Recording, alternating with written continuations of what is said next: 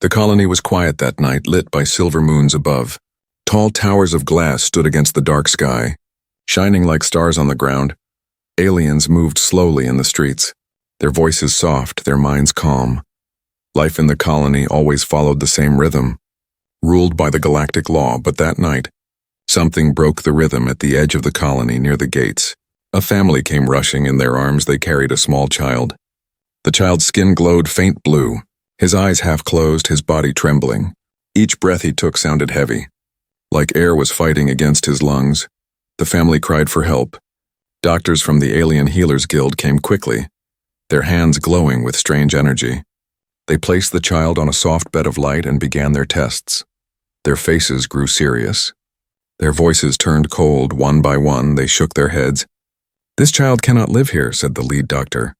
"His lungs do not accept our air. The planet rejects him. Nothing can be done." The words fell like sharp stones into the parents' hearts. The mother screamed, the father begged, but the doctors only bowed.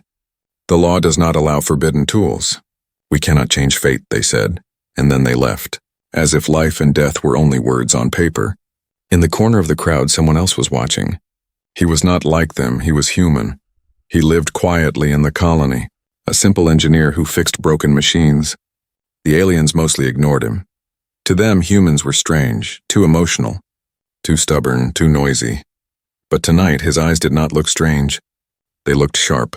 He kept staring at the child, his hands shaking. He had seen this before, not on this planet, but long ago on Earth.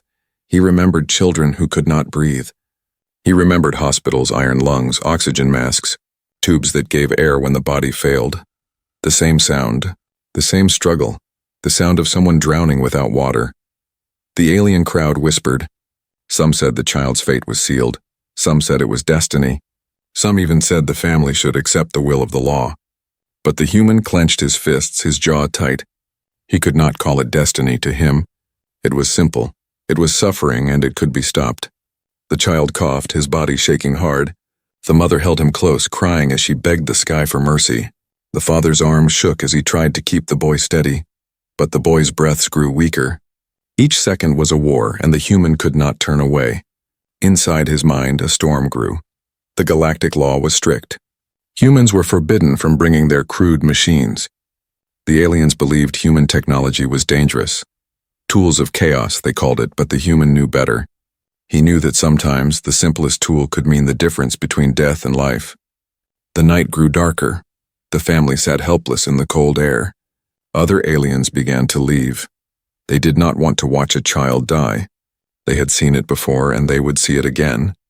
To them it was tragic but normal. To him it was unbearable. He walked closer, slow, careful. The family looked up, surprised. Humans rarely stepped into their private grief. But his voice was low, steady. "I know what is wrong with him," he said. The parents stared, their eyes wide with shock. "What do you mean?" the mother whispered. The father's voice shook. "The doctors already said there is no cure. What can you do?" The human knelt near the child, listening to the faint rattle in his chest. He placed his hand lightly over the boy's heart. Feeling its weak beat, his face turned pale, his mind racing. "This is not a curse, not destiny," he whispered. "This is air, trapped air, lungs that cannot breathe." The parents leaned closer, desperate for hope, but fear filled them too. If the human was right, then he was speaking against the doctors. Against the law. If he acted, he would be punished. The mother asked in a trembling voice, "Can you save him?" The human did not answer at once. His eyes looked far away into memory, into Earth's history. He saw metal tubes, machines humming, children breathing through human-made lungs. He saw survival born from invention. Slowly, he looked back at them. "I can try," he said, his voice heavy. "But if I do, they will not forgive me." The parents froze. Between hope and fear, between law and love, the mother pressed her face against her child's cold skin, whispering words of love. The father's hands tightened like stone. The boy's breaths grew weaker still. Each one shorter than the last, the human stood. Stepping back into the shadows, his heart was already set. He could not watch and do nothing, he whispered to himself. Words only the night could hear. "This is not sickness. This is something I can fix." And so the first spark of defiance was lit. A human against the law, a human against destiny, a human who refused to let a child die. The night was cold, but the human could not sleep. He sat alone in his small workshop, the glow of broken machines shining faintly around him. Metal scraps lay on the table, wires tangled like veins, tools scattered like bones of forgotten inventions. He stared at them with restless eyes, his mind replaying the sound of the child's broken breathing. Every cough, every shallow gasp haunted him. He knew that sound. It was the same sound he had heard on Earth many years ago. The sound of lungs failing, the sound of death coming slowly. Stealing air one breath at a time, the aliens had called it destiny. But to him, it was simple. Lungs that could not filter the air. He remembered human history in Earth's past. Children had suffered the same way, but humans had fought back. Humans had built strange machines to push air in and out. Machines that looked crude, but gave life when nature tried to take it. His hands trembled as he pulled a small notebook from his drawer. The cover was old, stained with grease, filled with sketches of forgotten projects. Slowly he opened to a blank page. With his pencil he began to draw. Lines curved into the shape of a chest, tubes connected to cylinders, pumps that mimicked the breath of living lungs. It was not perfect. It was not advanced like the aliens' glowing medical tools. But it was possible, a machine that could breathe for the child. A human invention banned by the law. He stopped for a moment, staring at the sketch. If the council found out, he would be punished. Humans had broken galactic law before, and the price was always the same. Exile, sometimes worse, but his heart burned with anger. How could they let a child die when the answer was right in front of them? How could they worship the law more than life itself? The memory of the parents came back to him. The mother's desperate eyes, the father's trembling voice, the boy's tiny body weak and shaking. He clenched his fists. He could not let them suffer like that again. He leaned closer to his drawing, adding more details. The tubes needed a filter to clean the alien air. The pump needed power, but small enough to fit on the boy's chest. He thought of the old iron lungs on Earth. Huge machines, heavy and frightening, but he knew he could make this one small, simple, light enough for a child to carry. Hours passed, the workshop filled with the sound of scratching pencil and clinking tools. He tested different pieces of scrap metal, tapping them, bending them, imagining how they would fit. The design grew clearer. An artificial lung, illegal. Forbidden but full of hope. Then, a sound broke his focus. Footsteps outside. He froze, his heart racing. The colony was strict about curfew if someone found him awake. Working, it would raise questions. He quickly pushed his notebook under the table. Hiding the sketch, the footsteps faded, leaving silence again. But his body stayed tense, his ears sharp. Was someone watching him? He shook his head and forced himself to breathe. Fear was dangerous, but hesitation was worse. The child did not have days, maybe not even hours. If he delayed, it would be too late. He whispered to himself, "This is not about me. This is about him." The words gave him strength. Humans had always been stubborn. When nature said no, humans answered with, "Try again." When rules said stop, humans answered with, "Find another way." He would not be the first human to break a law for survival, but he might be the first to break a galactic one. Suddenly, he remembered something years ago. When he first arrived at the colony, the council had warned him, "Human tools are dangerous. You will not use them here." At the time, he had agreed, nodding like a quiet guest. He had promised to live by their ways. But tonight that promise felt like a chain he needed to break. He pulled the notebook out again. This time he drew faster. He added straps to hold the device to the child's body, a small screen to monitor the breathing, and a power source from the scrap batteries he had hidden. Piece by piece the machine came alive on paper, a design only a human would think of, a design no alien would ever allow. His hands stopped trembling. Instead they grew steady, filled with determination. The fear was still there, but it burned beneath something stronger. Purpose. He looked at the finished sketch, and for the first time in many years, he smiled. It was a dangerous smile, a defiant smile. The smile of someone who knew he was about to do the impossible. But then the silence broke again. This time it was not footsteps. It was a shadow moving outside his window. Slow, watching, waiting. His chest tightened. Someone had seen him. He quickly closed the notebook, sliding it into a hidden drawer. The shadow lingered, then moved away. But the damage was done. He was not alone anymore. Someone knew he was working on something. Someone knew he was hiding a secret. He sat back, staring into the darkness. If the council discovered his plan, they would destroy the machine before it was built. And the child would die. He had no choice now. He must build it faster. He must take the risk because only he saw the truth. Only he understood and only he could act. He whispered again, softer this time. "They will not forgive me." Then he looked at the table full of scrap. "But I will not forgive myself if I do nothing," and so, the forbidden work truly began. A human with nothing but old metal and stubborn hope. A child whose life hung by a thread. And a shadow that had already seen too much. The next morning was heavy with silence. The colony streets were bright, but no one smiled. Whispers floated from door to door, from market to market. Everyone knew about the sick child. Everyone knew he would not survive. The alien doctors had already made their decision.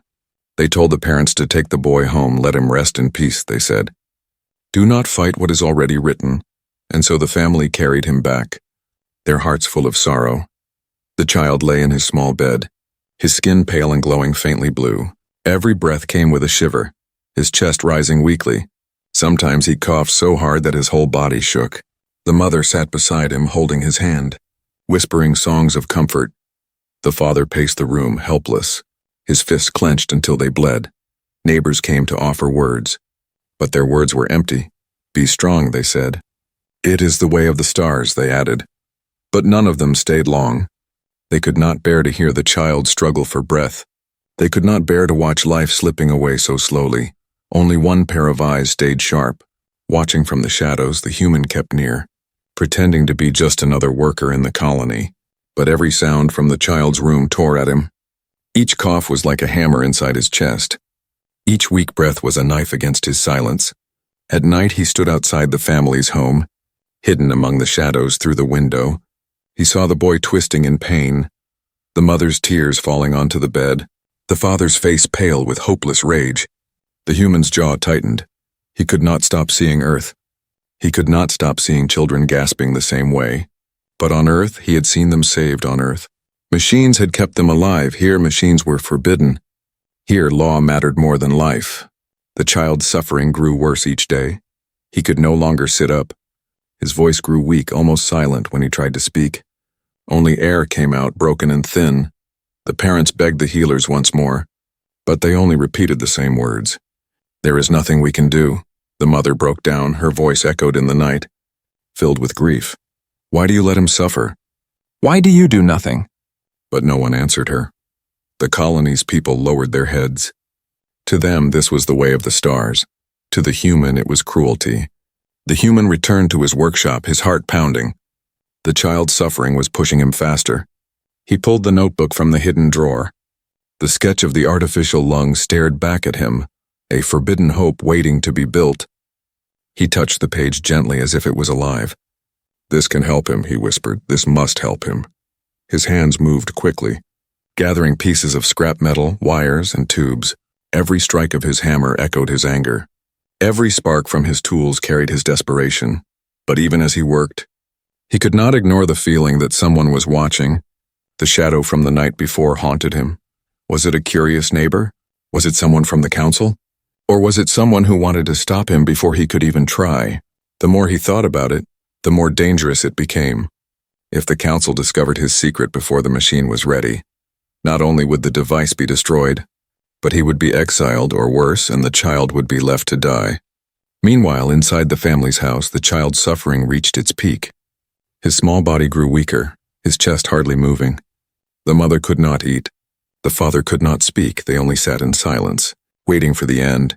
Every few hours, the boy would wake with a sudden violent cough, and every time the human heard it from his workshop. The sound drove him harder. The sound gave him no choice. One night, the human finally dared to enter. The family looked up. Surprised and afraid, he stepped closer, kneeling by the child's bed. The boy's eyes opened weakly, staring at him.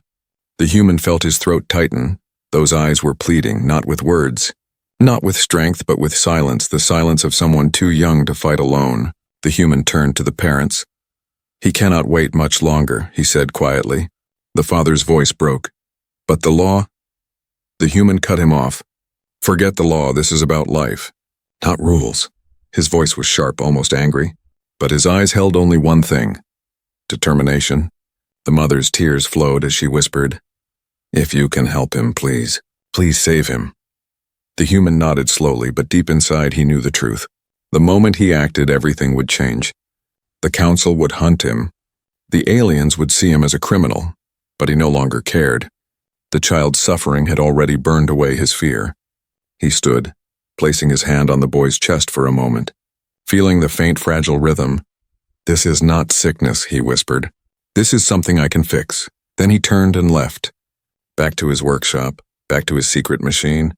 Every step echoed with one truth: the child was dying, and only a human had the courage to fight it. The workshop was dark except for the glow of one small lamp. Metal scraps, wires, and broken tools were scattered across the table like a battlefield. The human stood in the center, sweat on his forehead. Eyes burning with focus, he had no time left. The child's breaths were fading faster every hour. If he failed now, the boy would be gone, and the law would have its victory. He laid the notebook flat on the table, the sketch of the artificial lung staring back at him. The lines were crude, drawn in haste, but they carried hope. He touched the paper as if it were sacred, then began to work. His hands moved with the memory of Earth's machines. He remembered old hospitals, the sound of pumps, the hum of oxygen masks. He remembered how humans had survived when no one thought they could. Humans never gave up, he whispered. And tonight he would not give up either. He picked up a bent metal plate and hammered it into shape. The sound of each strike echoed in the small room. He bent wires into tubes, tested them against the filters he had built from scraps. He attached small batteries he had stolen from broken colony tools. Sparks flew, light flickered, smoke rose, but he kept working. Every mistake pushed him harder. Every failure reminded him the boy was running out of time. Outside, the colony was quiet. The streets were empty. The towers stood tall under the moons, but the human knew eyes might be watching. The shadow he had seen before haunted him. Sometimes he thought he heard footsteps outside his workshop. Sometimes he thought he saw movement in the corner of his window. But when he looked, nothing was there. He forced himself to ignore it. He could not stop now, not when the machine was almost alive. He worked through the night, his hands blackened with grease. The first pump came together, a small cylinder connected to a tube. When he pressed the switch, the pump hissed softly, pushing air out with a steady rhythm. The sound filled him with hope. It was weak, imperfect, but it was breathing. Just like the boy needed, he worked faster, attaching the pump to a metal chest plate shaped to fit over the child's body. He added straps made from old belts. He built a filter from layered cloth and fine dust screens to clean the alien air. Then he connected it all to the battery pack. The device was crude, not elegant like alien machines, but it was strong, simple, and human. It was survival made of scraps. As he worked, his thoughts drifted to the boy. He imagined the child lying weak in bed. He imagined the parents' broken hearts. And every time the image grew too painful, he hammered harder. Every strike of metal was a promise. I will not let him die. Suddenly, a knock echoed at the door. The human froze, his heart racing. No one should be here at this hour. The knock came again, louder, sharper. He quickly covered the machine with a cloth, hiding the glow of the battery. Then he stepped toward the door. Every muscle tense when he opened it. A figure stood outside in the moonlight. It was not the council, not the healers. It was one of the aliens from the colony. The same one who had followed him the night before. The alien's eyes glowed faintly, full of suspicion. You are hiding something, the alien said, his voice cold. The human's chest tightened, but he forced his voice to stay calm. I fix machines. That is all I do. But the alien shook his head. You work at night, you watch the sick child. I know you are planning something. The human's fists clenched. If this alien reported him, everything would be lost. The machine would be destroyed before it touched the boy's chest, and the child would die gasping for air. But then the alien's eyes softened for a moment. I had a brother once, he whispered. He died the same way. The doctors said it was destiny. I never believed them. He stepped closer, lowering his voice. If you are building something to save that child, I will not stop you. The human's breath shook with relief. For the first time he was not alone, but he kept his voice sharp. If you speak of this to anyone, the council will destroy it, and the boy will die. The alien nodded, his face hard with memory. Then I will help you instead. Together they returned to the table. The human showed the alien the half-built device. The alien's hands trembled as he touched the rough metal. It is not like our tools, he whispered. No, the human answered, it is better. It will keep him alive. They worked through the night, the human's knowledge guiding, the alien's hands assisting. Piece by piece, the artificial lung took shape. Sparks flew, air hissed, wires glowed, the workshop filled with the strange sound of creation. Half hope, half defiance, at last the machine was almost complete.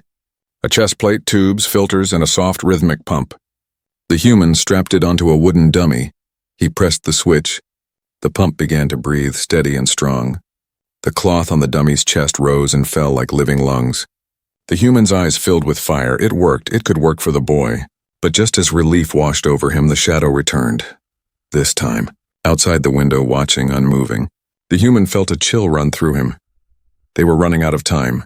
Someone else knew. And soon the council would too. He turned to the alien helper, his voice fierce. We must be faster. The child cannot wait. If we delay, the law will win, the alien nodded. And so they worked harder, their hands steady, their hearts defiant, because in the middle of silence, the machine was no longer just metal. It was hope, it was rebellion, it was life. The sun rose slowly over the colony, painting the towers with silver light. The streets filled again with whispers, merchants opening their stalls, children walking in groups. But inside the human's workshop, the world felt smaller, heavier. On the table lay the almost finished machine, an artificial lung, glowing faintly with stolen power. The human stood over it with tired eyes, his hands shaking not from weakness but from urgency. The boy had no time left. The human knew it, the parents knew it, and even the silent stars seemed to know it. Every delay was another stolen breath, another step toward death, and still, the law stood in his way. Beside him, the alien who had chosen to help worked in silence. His movements were careful, his face pale with memory. Sometimes his hands paused, trembling as if haunted by the shadow of his dead brother. Then he forced himself to move again. Every piece of wire, every fitted strap was also a promise. This time, no child would be abandoned. But outside the workshop, not everyone shared their hope. Another alien had been watching. The shadow that lingered at night now stepped forward in the daylight. This alien was older, strict, and loyal to the council. He had seen enough to know the human was building something forbidden, and he would not stay silent any longer. The door burst open without warning. The human looked up, his heart pounding. The older alien stepped inside, his eyes burning with anger. His voice cut the air like a blade. You dare break the law? You dare build forbidden tools in our colony? The human's fists tightened. His body moved to cover the machine, but the glow of its lights betrayed him. The older alien stepped closer, pointing a trembling hand. This is criminal. You will destroy it at once, or I will call the council. For a moment, the room filled with silence. The helper alien froze, torn between fear and loyalty. The human's breath grew sharp. His jaw tight. If the council was called, everything would be over. The child would die before the machine touched him. He stepped forward, his voice low but fierce. If I destroy it, the boy will die. The older alien shouted back. The boy is already lost. It is written. The law cannot be broken for one life. The human's voice grew louder, cutting through the air. Then the law is wrong. The helper alien flinched at the words. To speak against the law was dangerous, unthinkable. But the human did not stop. Your law lets children die when they can be saved. Your law is not justice, it is fear.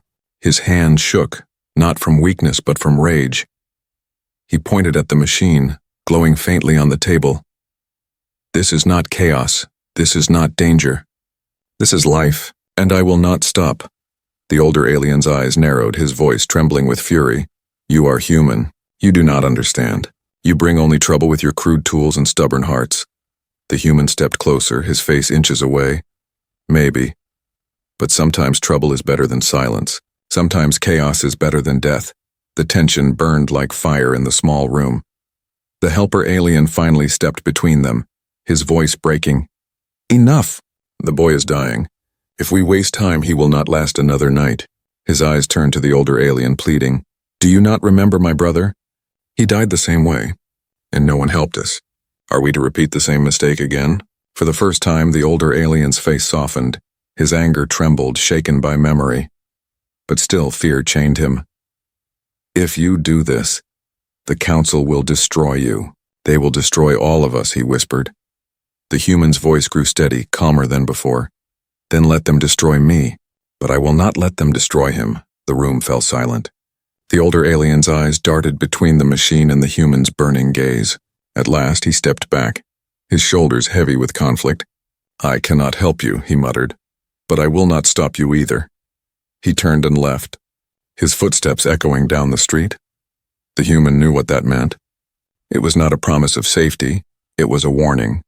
The council would hear of this soon. The helper alien turned to him, panic in his eyes. "We must hurry. They will come for you now."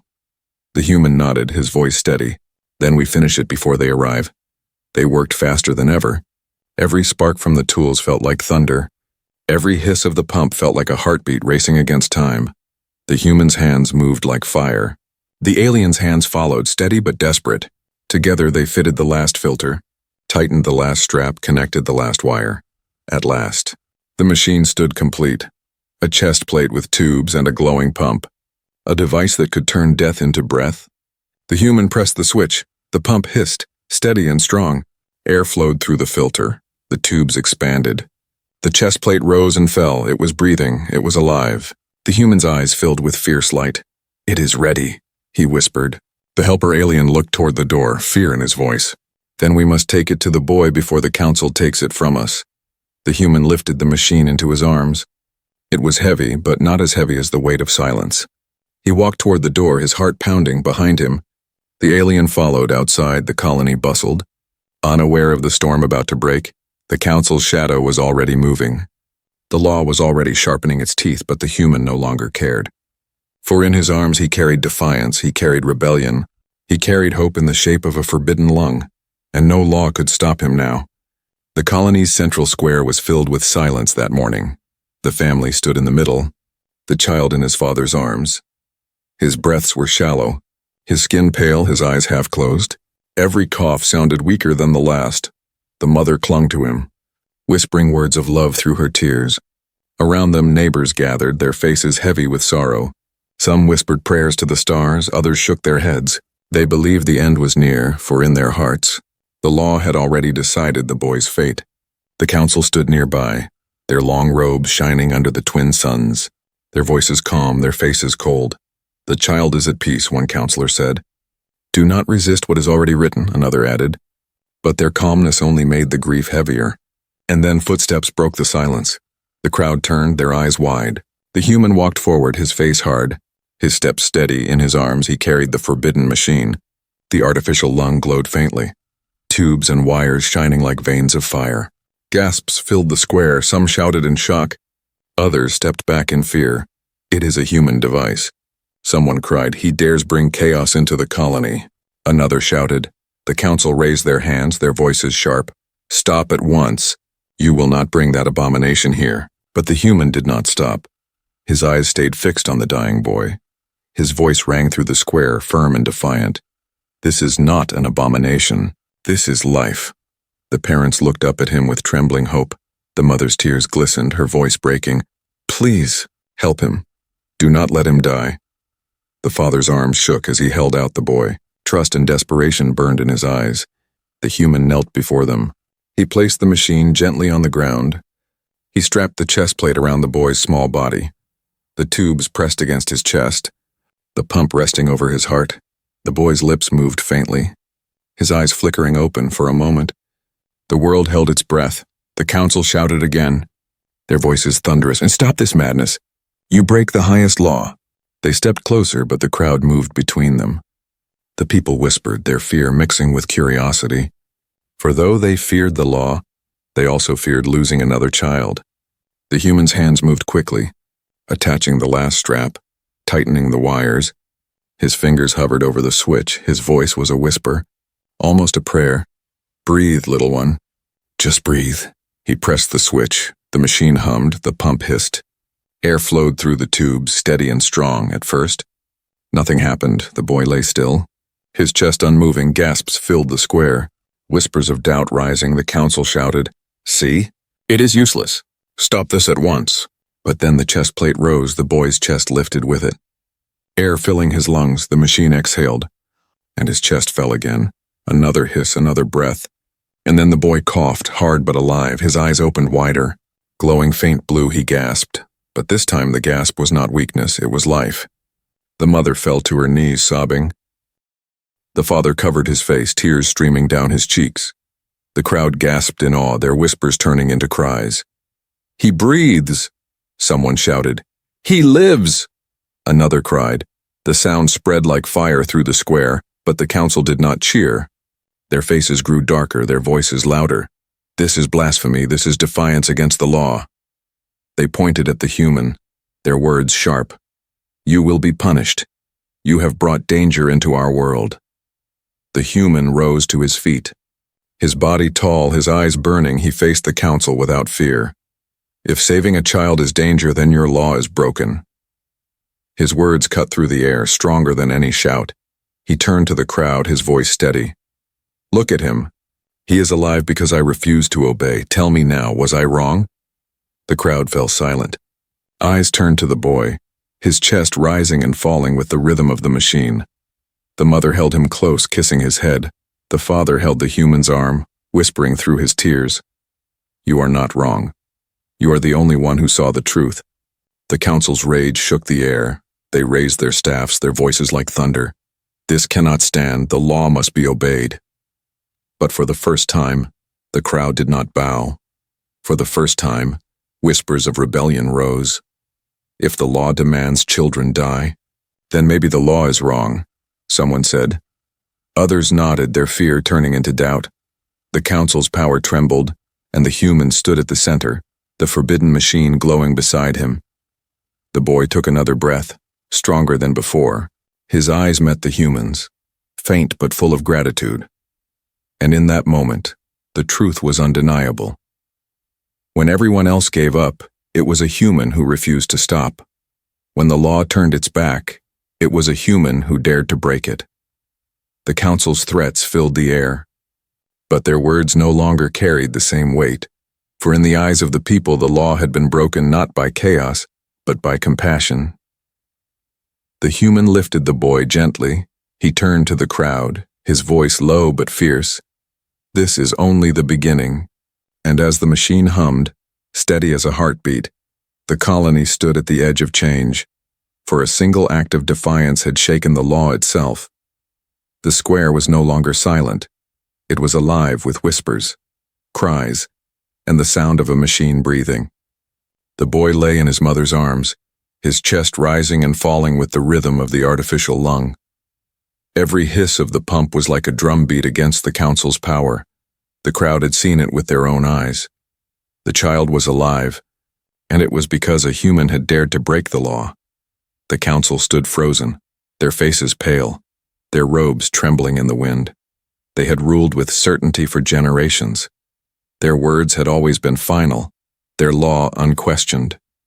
But now, their authority cracked like glass. The people were no longer bowing, no longer lowering their heads. They were staring with wide eyes, at the boy, at the human, at the truth. The lead counselor raised his staff, his voice sharp. "This is heresy. This is rebellion. Remove the device at once." But no one moved, not even the guards who usually obeyed without question. Their eyes were on the boy, breathing stronger with every passing moment. Their hearts wavered, their loyalty shaken. The mother rose to her feet, holding her child close. Her voice trembled, but her words carried power. "You call this rebellion, but I call it mercy. You call this heresy, but I call it love. If your law demands my child's death, then your law is no law at all." Her words struck like thunder. The crowd gasped, some nodding, some whispering. The father stepped forward, his eyes blazing. "This human has done what none of you could. He saved my son when you only offered silence. From this day forward, I will never call him outsider again." The human stood still, his face calm but his heart heavy. He knew punishment was coming. He had broken the greatest rule. The council would never forgive him. But as he looked at the boy's glowing eyes, at the parents' tears of gratitude, he felt no regret. If exile or death was the price, he would pay it without fear. The council's fury grew. "Guards, seize him," they shouted. But the guards hesitated, their hands gripping their weapons but their feet refusing to move. One of them lowered his staff, whispering, "Why should we seize the one who saved life?" The word spread like fire through the square. The people's fear turned into courage, voices rose louder and louder. "The law has failed us. The human speaks truth. Life is greater than law." The council shouted louder, desperate to regain control, but their voices were drowned out by the cries of the people. The crowd pressed closer around the human, forming a wall of bodies. For the first time, the council's power trembled not from outside, but from within. The helper alien, who had worked in secret with the human, stepped forward. He raised his hand, his voice steady. "I too once lost a brother to your law, and I have lived with that pain every day, but no more. This child will live because one human refused to obey, and I will stand with him, even if you call me traitor." Gasps filled the air. The council's faces burned with rage, but the people's courage was now unstoppable. One by one, they raised their voices. "We stand with life. We stand with the child." And soon the square shook with a chant that no law could silence. The council lowered their staffs, their power broken. For what is a law when no one will obey it? What is authority when the people's hearts are no longer afraid? The human looked at the child, breathing stronger. His small hand reached up, gripping the human's finger with surprising strength. The human's eyes softened, his voice quiet. "You are safe now." It was not only a promise to the boy, but to himself. For in saving one child, he had lit a fire that would spread far beyond this colony. That night, the family welcomed him into their home. The mother placed her hands together, bowing deeply. "You gave us back our son. You gave us back hope." The father's voice was heavy with emotion. "You are not only human to us, you are hero." The boy slept peacefully, his chest rising and falling with the gentle hiss of the machine. The sound was no longer frightening. It was beautiful. The sound of defiance, the sound of survival. The human sat by the window, watching the moons climb the sky. He knew the council would never forgive him. He knew danger would come, but he also knew something greater had begun. The people had seen the truth, and once truth is seen, it cannot be forgotten. He whispered to the night, his words steady. "Humans were never the strongest, never the fastest, but we are the ones who never give up. And when all others surrender, a human will stand, a human will fight, a human will save." The stars above seemed brighter, as if they too had heard his words. And in the quiet of the alien world, a single truth was born. When the galaxy gave up, only a human dared to fight for life.